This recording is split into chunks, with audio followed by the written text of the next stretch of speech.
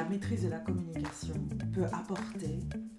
Et dans ce cas-ci, je vais t'expliquer pourquoi, grâce à cela, tu parviens à savoir quand t'exprimer et quand te taire. Bonjour, mon nom est Sophie Stevens Lemaigre de oserpartager.net. Comme tu le sais, j'espère maintenant, je suis passionnée par la communication et comment favoriser une communication pertinente pour pouvoir avoir des relations, qu'elles soient professionnelles ou personnelles, qui soient plus sereines.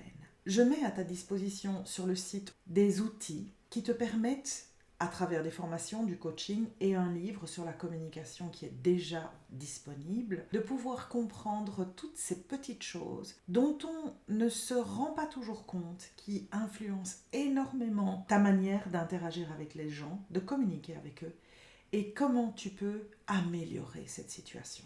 Comme je l'ai expliqué dans une vidéo précédente, parce qu'on m'a posé une question sur le fait que j'étais tellement intéressée, tellement passionnée par la communication, j'ai décidé de te livrer en fait les forces, les avantages que j'ai découverts progressivement en apprenant à maîtriser cette communication pour créer des relations qui soient plus sereines.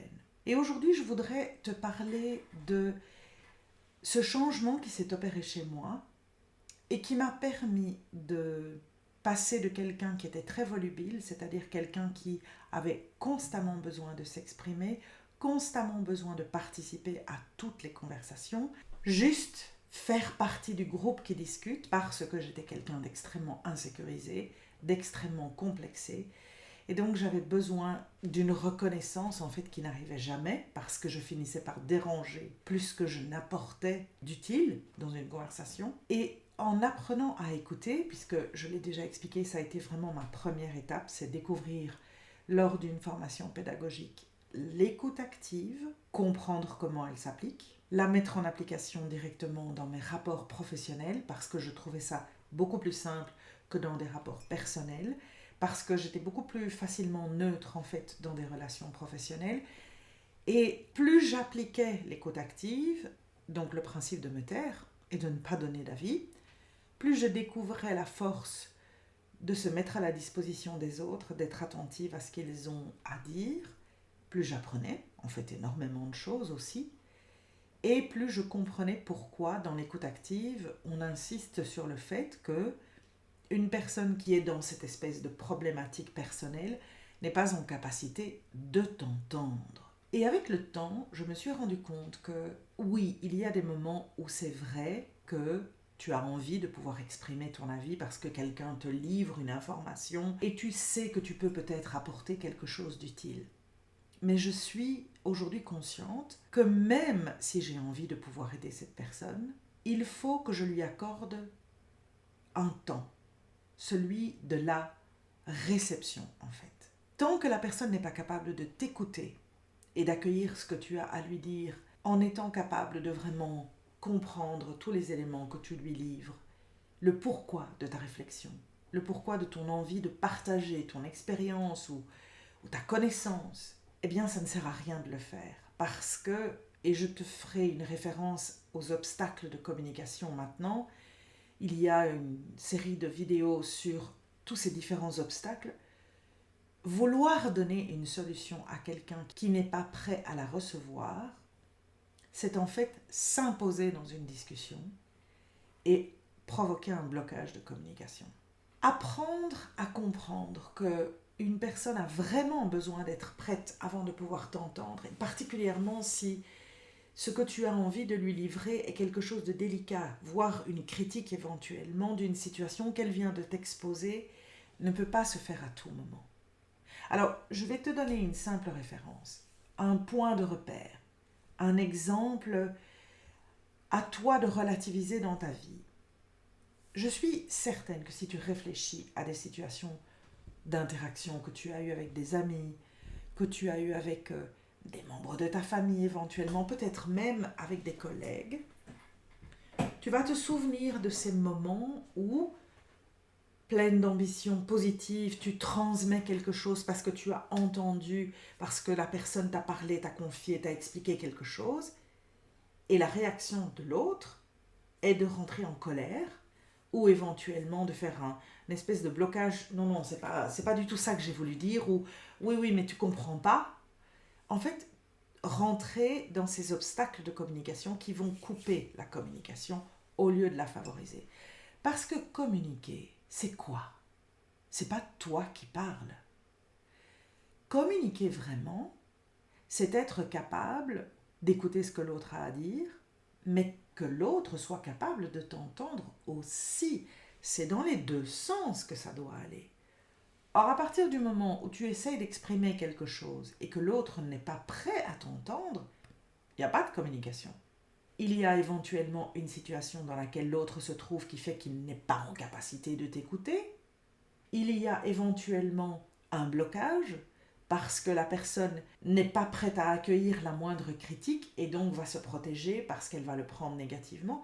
Donc, savoir distinguer, savoir identifier le moment où tu peux vraiment dire quelque chose et savoir être dans la retenue maligne, intelligente, parce que tu te rends compte que l'autre n'est pas du tout en capacité de t'entendre, c'est aussi une force de communication. Et à ce moment-là, libre à toi.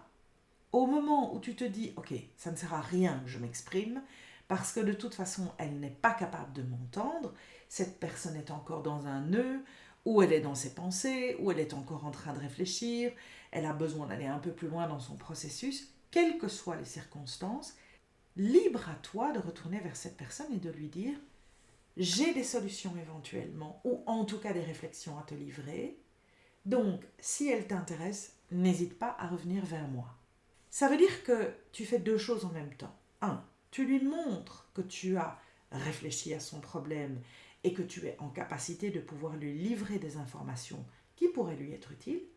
Et 2. Tu respectes le fait que ce n'est peut-être pas le moment adéquat de le faire, que tu vois bien, que tu perçois bien que la personne n'est pas encore en état de réceptivité, on va dire, et tu as la courtoisie, la politesse, et tu appliques la méthode la plus juste pour cette personne, respectueuse de ses besoins, qui est de ne pas t'imposer à ce moment-là. Pour conclure cette vidéo, et j'espère que tu l'as compris, questionne tes interventions dans des discussions. Est-ce qu'elles sont pertinentes? Quel est le besoin que tu éprouves lorsque tu interviens dans une discussion? Donner un avis? Absolument participer à une discussion? Imposer éventuellement ce que tu crois être juste? Mais est-ce que lorsque tu le fais, la personne qui est en face de toi réagit comme tu l'attends? Est-ce que cette personne est curieuse de t'écouter? Ou au contraire, est-ce que cette personne fait fi de ne pas vouloir t'entendre? Lorsque tu comprends l'importance de savoir t'exprimer au bon moment et d'ouvrir la capacité d'une communication en n'hésitant pas à dire à l'autre « J'ai des informations que je peux te donner, peut-être pas maintenant parce que ce n'est pas le moment que tu considères adéquat, mais n'hésite pas à revenir vers moi, je suis disponible quand tu veux ». Là, tu montres le respect à l'autre, tu gardes une grande bienveillance vis-à-vis de cette personne et quelque part tu es très efficace dans ta communication. Tu ne l'imposes pas, tu sais qu'elle est là, tu sais que tu as des informations utiles à livrer, mais tu fais en sorte de pouvoir le faire au moment où l'autre est en vraie capacité de pouvoir t'entendre, quand une vraie communication est possible. Analyse tes propres fonctionnements, analyse les situations que tu rencontres sous cet aspect un peu particulier et tu vas te rendre compte que progressivement, tu pourras identifier de mieux en mieux les moments où ça ne sert à rien de parler, des moments où tu pourras vraiment t'exprimer. Et n'oublie jamais que le moment adéquat, lorsque tu as pris le temps d'écouter quelqu'un, c'est le moment où cette personne se retourne vers toi, ou te regarde et te dit « Et toi, tu en penses quoi ? T'es d'accord avec moi ? Ou tu as une autre idée ?» J'espère que ça va t'inspirer et te donner d'autres moyens de continuer vers une communication qui te ressemble et dans laquelle tu te sens à l'aise et en confiance. À la prochaine fois. Salut!